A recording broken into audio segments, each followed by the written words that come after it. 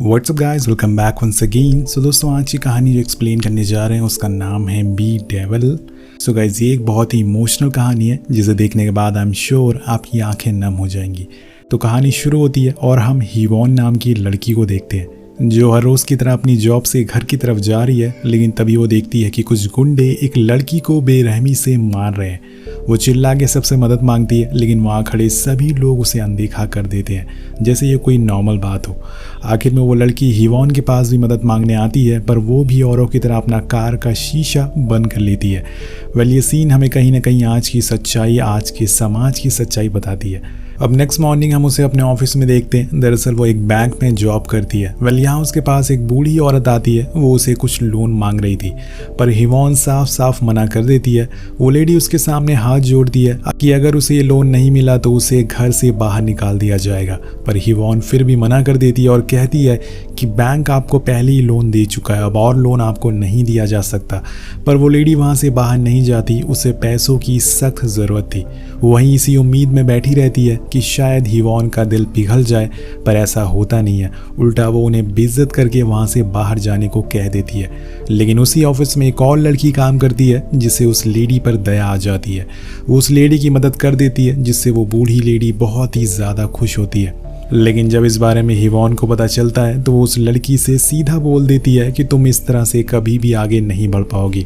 मुझे पता है कि तुम मैनेजर के साथ टाइम बिताती हो, जिससे वो तुम्हारी सारी बातें मान लेता है, लेकिन यह गलत बात होती है। अब इतना सुनने के बाद भी वो लड़की बिना कुछ बोले वहाँ से चली जाती है। दरअसल दोस्तों, हीवॉन नाराज़ हो गई थी कि अब वो लड़की उसके बॉस की नज़रों में अच्छी बन जाएगी। वेल, थोड़ी देर बाद वो वॉशरूम जाती है तो उसे अपनी गलती का एहसास होता है और वो उसे सॉरी का मैसेज भेज देती है। लेकिन जब वो बाहर जाने की कोशिश कर रही थी तो उसे पता चलता है कि बाहर से किसी ने डोर को लॉक कर दिया है। वो देखती है कि बाहर वही लड़की खड़ी है। वो उसके स्लीपर्स देख लेती है। अब हीवॉन बड़ी मुश्किल से बाथरूम से बाहर निकलती है और इसी चक्कर में वो गिर भी जाती है। अब इस बात से उसे बहुत ही गुस्सा आता है और वो बाहर आकर सबके सामने उस लड़की को एक थप्पड़ मारती है और कहती है कि तुम्हारी हिम्मत कैसी हुई ये करने की। वो लड़की को कुछ समझ नहीं आता कि अभी अभी उसके साथ क्या हुआ है। इसी दौरान हीवॉन देखती है कि वहाँ काम करने वाली एक औरत ने भी सेम उसी तरह के स्लीपर्स पहन रखे थे, यानी कि गेट उस लड़की ने नहीं बल्कि किसी और ने बंद किया था। अब हीवॉन की इस हरकत पर बॉस को बहुत गुस्सा आता है और वो उसे कुछ दिन की छुट्टी के लिए बोल देता है।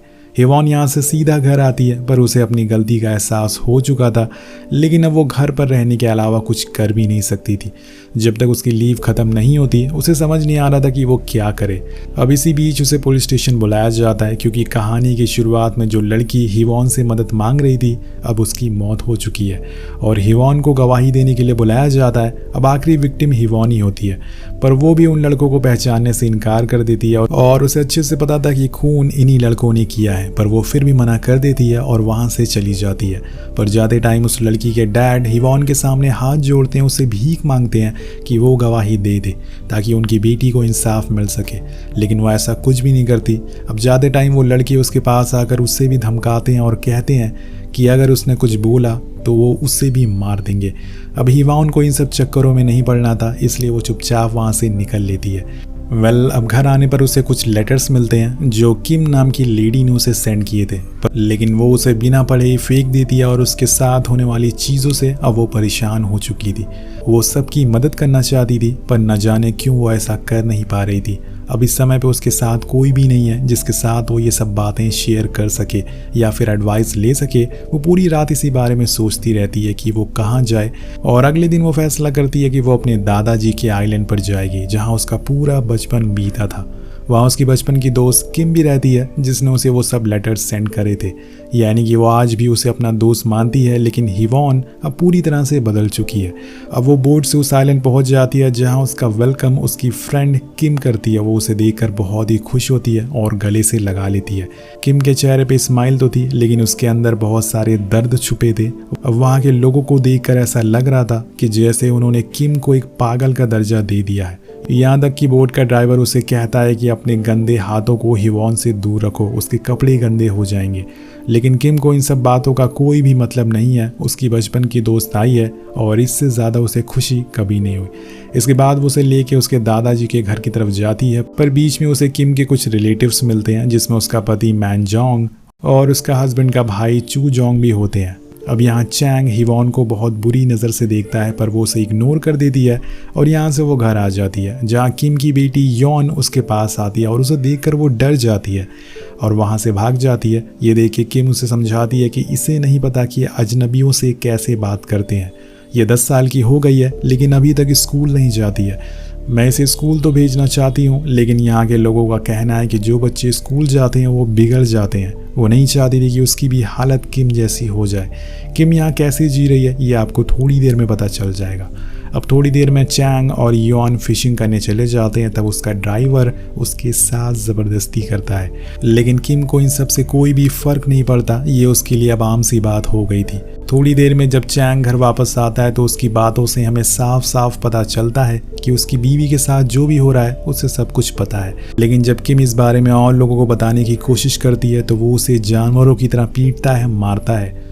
पर यहाँ दिल दहलाने वाली बात ये होती है कि उसी रूम के बाहर उसकी बेटी आराम से बैठकर फ्रूट खा रही थी। उसे अपनी माँ की चीखें सुनाई दे रही थी, लेकिन उसे कोई भी फर्क नहीं पड़ रहा था।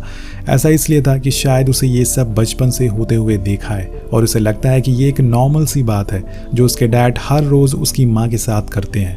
अब यहाँ चैंग उसे जानवरों की तरह काम करवाता है और उसकी माँ को लगता है कि सारे काम चैंग कर रहा है। वो तो किम को निकम्मा तक समझती थी। किम ये सब रोज़ झेल रही थी, लेकिन वो कुछ नहीं बोलती थी। मुंह में ज़बान होते हुए भी वो गूंगी थी और हर रोज़ इस दर्द को सहती जा रही थी। वो बस एक जिंदा लाश बन चुकी थी। लेकिन वहीं दूसरी ओर हिवॉन की ज़िंदगी एकदम विपरीत थी। वो उस आइलैंड को एक्सप्लोर कर रही थी और तभी उसके पास चू जोंग आता है। यहाँ उसकी नीयत सही नहीं थी और हिवॉन भी इस बात को भांप लेती है। वो अपने हाथ में एक चाकू रख लेती है। अब चू जोंग धीरे धीरे उसकी तरफ बढ़ता जा रहा था, लेकिन तभी वहाँ पर युआन आ जाती है और उसे देखकर चू जोंग वहाँ से चला जाता है। अब उसके जाते ही हिवॉन चैन की सांस लेती है। अब यहाँ युआन और इसकी दोस्ती हो जाती है और दोनों एक दूसरे के साथ काफ़ी समय बिताते हैं, खेलते हैं, बातें करते हैं। कुछ देर बाद वो उसे लेके अपने घर जाती है, जहाँ हम देखते हैं कि किम घर के बाहर बैठी है और बहुत ही अजीब तरीके से खाना खा रही होती है। कमरे के अंदर उसका हस्बैंड किसी और लड़की के साथ इंटीमेट हो रहा था, लेकिन ये किम के लिए बहुत ही आम सी बात हो गई थी। लेकिन जब वो देखती है कि वहाँ उसकी बेटी आ रही है तो वो भागकर उसके पास जाती है और उसे जाने को बोलती है, क्योंकि भले ही उसकी ज़िंदगी ख़राब हो चुकी है, लेकिन वो अपनी बेटी पर इन सब की आँच भी नहीं आने देना चाहती थी। अब कुछ देर बाद वो लड़की बाहर आकर किम से बात करती है, तो हमें पता चलता है कि वो दोनों एक दूसरे को बहुत अच्छे से जानती हैं। उस लड़की को ये बात पता है कि किम यहाँ से भागकर सियोल जाना चाहती है, लेकिन जब वो इस बारे में उसे पूछती है तो वो जाने से मना कर देती है, क्योंकि वो नहीं चाहती थी कि उसकी बेटी अपने पिता से दूर हो जाए। वो लड़की किम से कहती है कि तुम इस जानवर के साथ कैसे रह सकती हो, तुम्हें भाग जाना चाहिए। वेल गाइस, अभी जो हमने देखा उसे साफ साफ पता चलता है कि यहाँ पे इंसान सिर्फ एक ही चीज़ का भूखा है, और ये बात हमें थोड़ी देर में कंफर्म भी हो जाती है जब चैंग के जेब से उसकी बेटी का इनर वियर मिलते हैं, जिसे देख के किम बहुत ही ज़्यादा डर जाती है और फ़ौरन अपनी बेटी के पास जाती है, जहाँ वो देख के हैरान हो जाती है कि उसकी बेटी मेकअप कर रही होती है। और उसे पूछने में पता चलता है कि ये सब उसके डैड ने उसे ला कर दिया हुआ है ताकि वो उस लड़की की तरह खूबसूरत बन सके, जिसके बाद वो उसे और भी प्यार कर सकते हैं। अब आप समझ गए होंगे कि चैंग किस तरह का इंसान है। ये सारी बातें सुनकर किम अपनी बेटी को डांटती है और समझाने की कोशिश करती है कि ये प्यार वो प्यार नहीं है, इसमें इंसान को जानवर की तरह रखा जाता है। अब वो कुछ और कहती कि तभी वहाँ पर चैंग आ जाता है और उसे लगता है कि उसकी बेटी को किम गलत चीज़ समझा रही है, इसलिए वो अपनी बेटी के सामने उसे मारना चालू कर देता है और रूम से बाहर भगा देता है। लेकिन जाते समय वो देखती है कि चैंग उसकी बेटी को गलत इरादे से छू रहा है। वो फौरन एक चाकू लेकर आती है, लेकिन तब सिचुएशन कुछ और थी, सब कुछ नॉर्मल था। एक बेटी अपने बाप के गोद में बैठी थी और दोनों आपस में बातें कर रहे थे, लेकिन किम को ये अच्छे से पता था कि जो उसके साथ अभी हो रहा है वो आगे जाकर उसकी बेटी के साथ भी हो सकता है।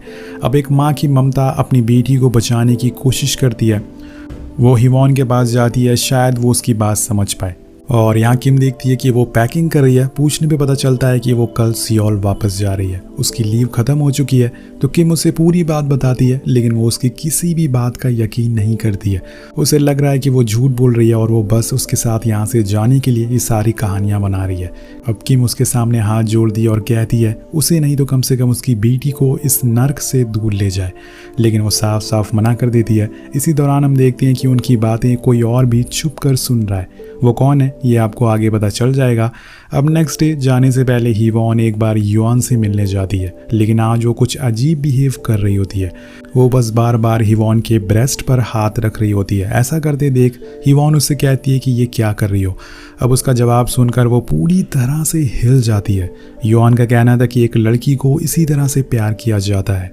अब ये सुनकर हिवॉन को रात वाली बात याद आ जाती है जो किम ने उसे बताई थी। वो उसे पूछती है कि क्या तुम्हारे डैड भी इसी तरह से तुम्हें प्यार करते हैं, तो वो कुछ नहीं बोलती, लेकिन एक 10 साल की लड़की के चेहरे पर एक अजीब सी स्माइल थी जिसका मतलब हिवॉन समझ जाती है। लेकिन इसी दौरान वहाँ पर किम की मदर इन लॉ आ जाती है जिसे हिवॉन इस बारे में बात करती है। तो वो कहती है कि वो एक नंबर की झूठी है, उसे बस मेरे बेटे ने कैसे भी करके अपने पास रखा हुआ है। युआन तो उसकी बेटी तक नहीं है, वो पहले एक भिखारी थी। ये सब सुन के हिवॉन को बहुत ही ज़्यादा शौक लगता है। उसे समझ आ गया था कि यहाँ के हालात कितनी ज़्यादा बुरे हैं। वहीं दूसरी ओर किम ने यहाँ से भागने का फैसला कर लिया था। वो पहले तो कुछ पैसे चुराती और फिर अगले दिन एक बोट पर बैठकर वहाँ से जाने के लिए तैयार थी। लेकिन अगर भागना इतना ही आसान होता तो वो कब का भाग चुकी होती। हम देखते हैं कि बोट उसके पास आ चुकी है और यहाँ हम देखते हैं कि भागने में उसकी वही लड़की मदद कर रही होती है। लेकिन जो बोट का ड्राइवर होता है वो चैंग का अच्छा दोस्त था। वो समझ जाता है कि उसकी वाइफ भाग रही है। वो जानबूझकर देर करता है, जिसका फ़ायदा उठा के वहाँ चैंग पहुँच जाता है। अब जो सीन आता है वो शायद आपके रोंगटे खड़े कर देगा। चैंग किम को घसीटते हुए किनारे पर ले जाता है और उसे जानवरों की तरह पीटता है और कुछ देर बाद वहाँ पे लोग इकट्ठा हो जाते हैं, पर उसे बचाने के बजाय वो लोग और बोलते हैं कि इसे और मारो और मारो। देखकर युआन रोने लगती है और अपनी माँ को बचाने के लिए उसके पास जाती है, लेकिन चैंग इतनी जोर से धक्का देता है कि उसका सर एक पत्थर से टकरा जाता है और उसकी मौत हो जाती है। अब किम ने इतना सब जिसके लिए झेला था, आज उसके सामने ही उसकी बेटी ने दम तोड़ दिया। ये देखकर वो पूरी तरह से पागल हो जाती है। और दोस्तों, यहाँ किम का जो दर्द है वो देखकर आप भी रोने लगेंगे। इसके बाद तो मानो किम के अंदर कुछ बचा ही नहीं था, वो पूरी तरह से ख़त्म हो चुकी थी। उसे गांव वाले भी युआन को देखकर बहुत ही ज़्यादा उदास थे, पर ये बस कुछ ही देर के लिए होता है। जैसे एक पुलिस वाला आता है, सारे लोग उल्टा इल्ज़ाम किम पर ही डाल देते हैं और चैंग को बचाने लगते हैं। किम बहुत कोशिश करती है कि सच बाहर आ सके। वो बार बार कह रही थी कि उसके पति ने ही उसकी बेटी को मारा है, लेकिन वहाँ खड़े लोग इस बात से इनकार कर देते हैं। तभी वहाँ हिवॉन आती है, जो किम की एक आखिरी उम्मीद थी। अगर वो हाँ कर देती, वो गवाही दे देती, तो शायद चैंग को उसके किए की सज़ा मिल जाती। लेकिन हिवॉन ने किम की सारी उम्मीद तोड़ दी। वो कहती है कि उस समय वो सो रही थी और ये सुनते ही किम पूरी तरह से टूट जाती है। आज उसके सबसे अच्छे दोस्त ने भी उसे धोखा दे दिया। अब वो ऑफिसर को कोई भी गवाही नहीं मिलती, इस वजह से वो वहाँ से चला जाता है। कुछ दिन बाद हम देखते हैं कि किम ने अपनी बेटी को अपने घर के बाहर ही दफना दिया था। वहीं दूसरी ओर हिवॉन अब सियोल जाने के लिए निकल रही थी, पर उसे यहाँ कुछ और दिन रुकना होगा क्योंकि जिस बोट से वो जाने वाली थी वो पहले ही जा चुकी है। उसे वापस आना पड़ता है। और इधर हम देखते हैं कि किम की ज़िंदगी अब पूरी तरह से चेंज हो चुकी है। वो पागलों की तरह खेत में काम करती है, बिना रुके बिना सोए हुए। पर एक दिन ऐसे ही वो काम करते करते अचानक से उसे कुछ महसूस होता है। वो सूरज की तरफ देखती है और फिर एक एक करके वहाँ बैठी सारी औरतों को मार डालती है। जी हाँ दोस्तों, सभी औरतों का गला काट कर मार देती है, जिसमें उसकी मदर इन लॉ भी थी। अब उसका सब्र का बांध टूट चुका था। वो कहते हैं ना कि किसी को इतना भी मत डराओ कि डर ही खत्म हो जाए। किम को अब किसी बात का डर नहीं था, इसलिए उसे रोक पाना बहुत ही ज़्यादा मुश्किल है। अब कुछ समय बाद जब सारे आदमी काम कर कर वापस आते हैं तो वो उन्हें भी एक एक करके मारना शुरू कर देती है। एक आदमी का तो वो सर काट कर पेड़ पर रख देती है। और थोड़ी देर बाद अब चैंग का नंबर होता है। अब वो चैंग पर भी हमला कर देती है, लेकिन तभी वहाँ पर हिवॉन आ जाती है और उसे देख लेती है। और इसी का फ़ायदा उठाकर चैंग किम को पकड़ लेता है और उसे बांध के घर लाता है और बहुत मारता है। उसके सामने हिवॉन भी थी। अब वो हिवॉन को पकड़ लेता और कहता है मैं तेरी दोस्त को भी मार डालूंगा। पर तभी हम देखते हैं कि किम उसे सेड्यूस करने लगती है और चैंग उसकी बातों में आ जाता है। और तभी वो उसकी उंगली चबा जाती है और वो रुकने वाली नहीं थी। वो वही चाकू उसके पेट में घुसा देती है और कुल्हाड़ी से बुरी तरह से उसे मारती रहती है। वो अपना सारा गुस्सा उस पर निकाल देती है। आज उसने सालों का बदला ले लिया जो उसकी बेटी और उसके साथ हो रहा था। अब यहाँ हिवॉन मौके का फ़ायदा उठाकर वहाँ से भागने लगती है, लेकिन उसकी बोट स्टार्ट नहीं हो रही थी। तभी यहाँ किम पहुँच जाती है और वो ड्राइवर को पकड़ लेती है और उससे भी जान से मार देती है, क्योंकि उसी की वजह से वो यहाँ से भाग नहीं पाई थी। लेकिन तभी हिवॉन की बोट चालू हो जाती है और वो वहाँ से निकल लेती है। कुछ समय बाद हम देखते हैं कि किम एक नए हुलिये में आइलैंड से बाहर आती है, पर वो अभी सियोल नहीं पहुंची थी। वो थोड़ी दूर पे एक गांव में जाती है। जहाँ एक जेल में हिवॉन है पर उसके हाथ में हथकड़ियाँ होती है। जब उसकी आंख खुलती है तो उसके सामने कोई और नहीं बल्कि किम बैठी थी, जिसे वो बचकर यहाँ तक आई थी वो उसी के सामने आज बैठी हुई है और उसे पता था कि वो उसे मार कर रहेगी। अब हिवॉन यहाँ से डर कर भागने लगती है और उसके पीछे पीछे पुलिस पड़ी हुई थी और तभी वहाँ पर पुलिस वाला जो जख्मी था वो किम को शूट कर देता है, लेकिन वो उसे भी मार डालती है। अब फाइनली उन दोनों में लड़ाई होना शुरू हो जाती है। अब किम जैसे तैसे करके हिवॉन के पास जाती है, पर जैसे ही वो उसे मारने के लिए आगे बढ़ती है हिवॉन उसके गले में वही बांसुरी घुसा देती है जो उसने बचपन में किम को गिफ्ट करी थी। अब मरती हुई किम उसकी गोद में जाकर लेट जाती है और उसे बांसुरी बजाने को कहती है। वो अपने बचपन के पलों को याद करती है जब दोनों कितने खुश थे और इसी पल वो उसकी गोद में दम तोड़ देती है। हिवॉन उसके हाथों को अपने गले से लगा लेती है और रोने लगती है। अब इस हादसे ने हिवॉन को पूरी तरह से तोड़ कर रख दिया था, उसे बदल दिया था। उसने जो गलतियां करी थी उसका गिल्ट तो उसे हमेशा रहेगा। अब सियोल आने पे वो सीधा पुलिस स्टेशन जाती है जहां वो उन लड़कों के खिलाफ गवाही दे देती है जिन्होंने कहानी की शुरुआत वाली लड़की को मारा था, क्योंकि अब हिवॉन उन्हें छोड़ने वाली नहीं है। इसके बाद वो घर आकर उन्हीं लेटर्स को पढ़ती है जिन्हें किम ने भेजा था और एक टाइम पे उसने फेंक दिया था। उस लेटर को खोलते हुए किम का दर्द उसकी आंखों के सामने आ जाता है। वो बार बार उससे कह रही थी, उसे रिक्वेस्ट कर रही थी कि उसे आकर यहाँ से ले जाए। उसकी बहुत उसे याद आ रही है, उसे यहाँ लोग बहुत मारते हैं। पर हिवॉन अपनी ज़िंदगी में इतना बिजी थी कि उसे किम के दर्द को समझने का वक्त ही नहीं मिला। लेकिन अब शायद उसे समझ आ गया है उसने जो किया उसकी माफ़ी उसे ऊपर जाकर भी नहीं मिलेगी। अगर उस रात हिवॉन किम की बातों पर यकीन कर लेती तो हमारे सामने आज का दिन कुछ और होता, लेकिन अब उसे इस गिल्ट के साथ पूरी ज़िंदगी बितानी पड़ेगी। अंत में वो अपने कमरे में जाकर लेट जाती है और हमें वही आइलैंड दिखाया जाता है। इसी के साथ ये कहानी ख़त्म हो जाती है। तो आपको ये इमोशनल कहानी कैसी लगी नीचे कमेंट करके ज़रूर बताएगा। मिलते हैं आपसे अगली वीडियो में। Thank you so much watching. Peace out.